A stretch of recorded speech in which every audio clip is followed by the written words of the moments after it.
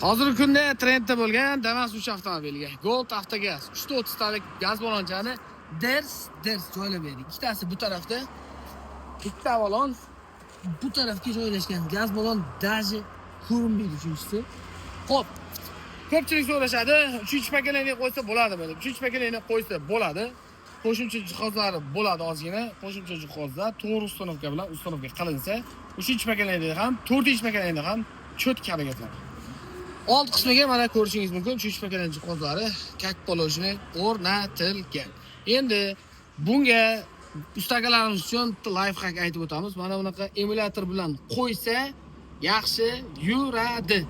Mana shu emulyatorni qo'ymasangiz, 3 pakalangda bu yaxshi yurmaydi, gaz ko'tarmay, paqillab o'chib qoladigan holatlar bo'ladi.